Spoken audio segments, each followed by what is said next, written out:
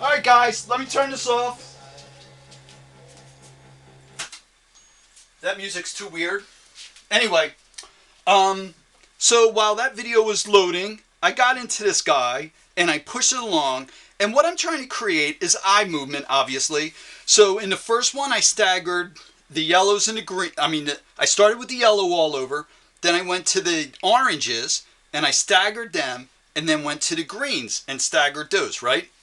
So while it was loading, I went back in and I mixed a little bit of white with this yellow and put another layer in there, put it there and there. Then I wanted to create a little bit more surface undulation in the greens, right? So I was looking to mix a darker green by adding the orange to it.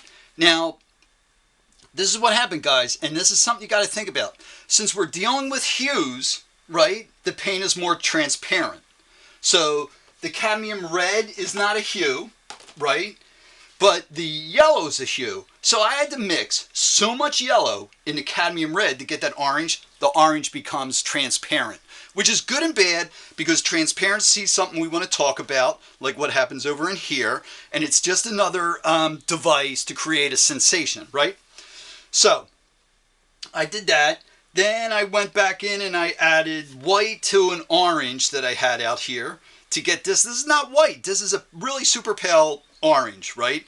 And I dropped them in, right? Now here's what I'm trying to create.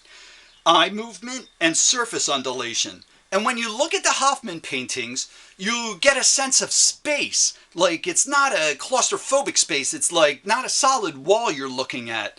There's like rectangles come forward, areas drop back. So I really like this idea of like trying to get something in here to pop forward and then drop the rest of the space back so it has like little surface undulations in there. And that's a tall order, right? And I might not get that, but that's a road marker I want to aim for. So I haven't added, I could push some of these values darker or colors darker value-wise by introducing that burnt sienna, burnt umber, ultramarine blue, but I haven't mixed it up.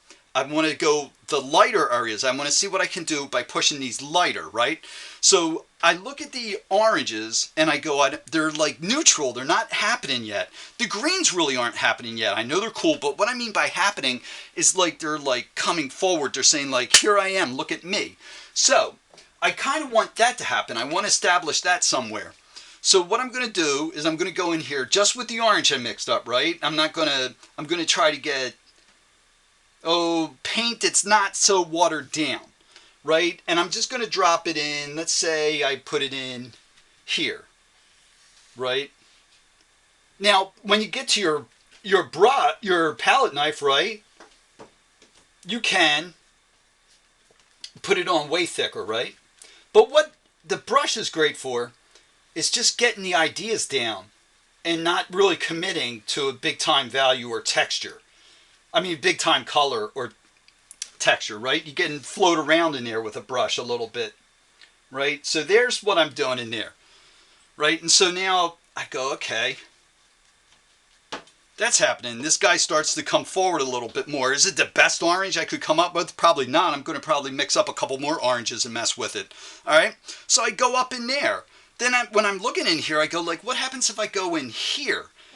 Because I want to generate a little bit of eye movement. So let's take a chance and put it here, right? Now, I'm not going to be thinking about covering up the whole rectangle that I created when I did this the first time, which was by mixing up green with some yellow in it and making a green with yellow. It was up in here.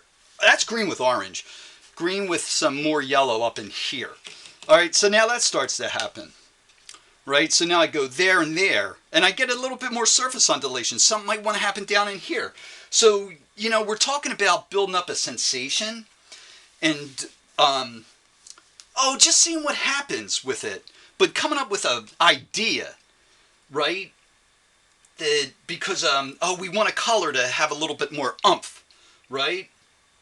So what if I go in here and just take the yellow and drop it on top of here, which is yellow followed by an orange, with some white in it, followed by another just yellow straight up. So now let's go and read a different type of yellow, orange than that. Can you see it? Yeah, totally, right? So I go in there and I go, okay, let's see what happens if I go in here with a smaller brush, because I got an idea about here. And we're going to go in here.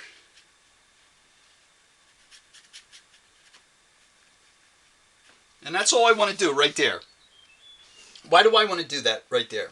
Mainly because of the variation that's happening in there.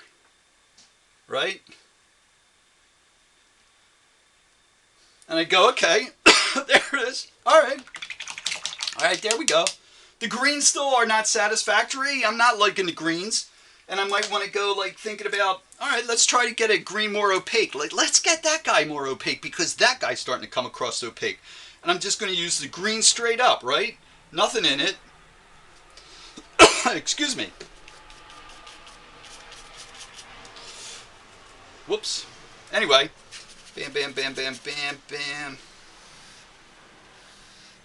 Oh, there's a concept that we might want to talk about in these, right? Now, this is a big-time concept.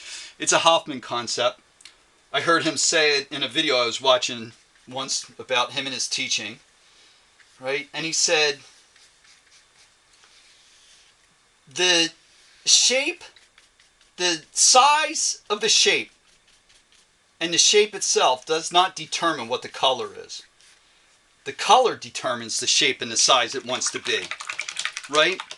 And I find that to be a very interesting philosophy or thing to think about, because I start thinking about, okay, so that green determines the shape it wants to be, and everything I did after that was to stay within that shape. But wouldn't it change then? Wouldn't the size of it change? Because if we're thinking about what the color determines the shape, right? So in here, the red, that orangey red right there, I'm going to say that determines the shape, right?